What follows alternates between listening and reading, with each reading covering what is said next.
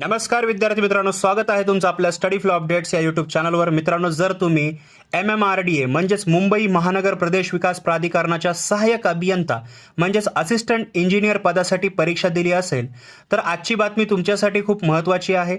या भरती प्रक्रियेत काही गैरप्रकार झाल्याचा गंभीर तक्रारी आल्या होत्या आणि आता यावर एक मोठा निर्णय घेण्यात आलेला आहे। चला तर मग सविस्तर पाहूया की नेमकं काय प्रकरण आहे। चॅनलवर नवीन असाल तर सबस्क्राइब करा, बेल आयकॉनवर प्रेस करून ऑल नोटिफिकेशनवर क्लिक करा। आर्टिकल जर तुम्हाला रीड करायचं असेल ऑफिशियली तर डिस्क्रिप्शनमध्ये पहिली लिंक आहे, त्याला क्लिक करा, किंवा ऑफिशियल PDF डॉक्युमेंट सर्क्युलर मिळायचे असतील तर व्हॉट्सअप किंवा टेलिग्राम ग्रुप जॉईन करा, लिंक डिस्क्रिप्शनमध्ये दिलेली आहे। तर विद्यार्थी मित्रांनो, तुम्हाला माहितच असेल की MMRDA ने सहाय्यक अभियंता पदाच्या 235 रिक्त जागांसाठी भरती प्रक्रिया राबवली होती आणि ही जी परीक्षा आहे टाटा कन्सल्टन्सी सर्व्हिसेस म्हणजे TCS या कंपनीमार्फत जी आहे ते घेण्यात आली होती। यासाठी जवळपास 20,459 उमेदवार परीक्षेला बसले होते। पण निकाल लागल्यानंतर काही धक्कादायक आणि संशय निर्माण करणाऱ्या गोष्टी समोर आल्या। काही विशिष्ट परीक्षा केंद्रावरील विद्यार्थ्यांना सर्वाधिक गुण मिळाल्याचं दिसून आलेलं आहे। सर्वात आश्चर्याची गोष्ट म्हणजे ज्या उमेदवारांना मुंबई महापालिका, पुणे महापालिका किंवा सिडकोच्या परीक्षांमध्ये अतिशय कमी गुण मिळाले होते तेच उमेदवार या MMRDAच्या परीक्षेत थेट टॉपर ठरलेले आहेत। यामुळे विद्यार्थ्यांमध्ये मोठा संभ्रम आणि संताप निर्माण झालेला आहे। शिवाय काही गुणवंत उमेदवारांचे नगर विकास विभागातील काही अधिकाऱ्यांशी संबंध असल्याचीही चर्चा सुरू झालेली आहे। या सर्व प्रकारामुळे विरोधी पक्षानेही याची दखल घेत चौकशीची जोरदार मागणी केली होती। आता या सर्व गंभीर तक्रारीची दखल घेत MMRDAने एक मोठा निर्णय घेतलेला आहे।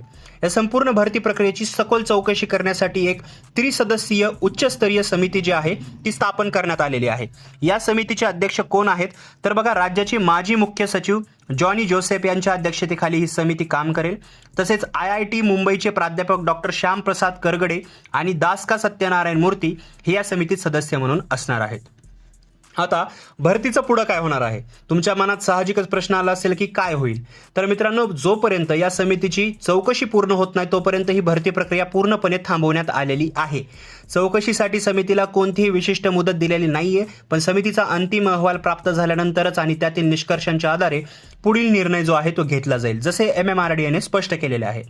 आता सर्वात महत्त्वाची गोष्ट जी तुमच्यासाठी आहे, जर तुम्हाला या भरती प्रक्रियेबाबत काही तक्रार करायची असेल किंवा तुमचे काही म्हणणे मांडायचे असेल तर प्राधिकरणाने तुम्हाला 30 दिवसांची मुदत दिलेली आहे। तुम्हाला काय करायचे आहे तर तुम्हाला तुमचे आवश्यक पुरावे आणि संबंधित कागदपत्रांसह आपली तक्रार जी आहे एका ईमेल आयडीवर पाठवायची आहे।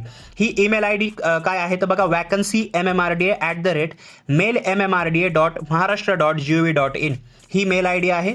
जर तुम्हाला तक्रार करायची असेल तर मी डिस्क्रिप्शनच्या पहिल्या लिंकमध्ये हे देईल।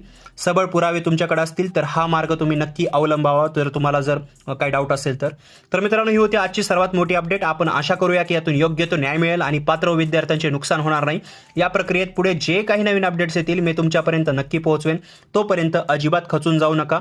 आपला इतर परीक्षांचा अभ्यास पण चालू ठेवा। हा व्हिडिओ माहितीपूर्ण वाटला असेल तर नक्की लाईक करा, तुमच्या इतर मित्रांसोबत शेअर करा आणि अशाच अचूक व खात्रीशीर अपडेटसाठी आपल्या चॅनलला सबस्क्राइब करा विसरू नका। भेटूया पुढच्या व्हिडिओमध्ये एका नवीन माहितीसह। तोपर्यंत हा व्हिडिओ पाहिल्याबद्दल धन्यवाद।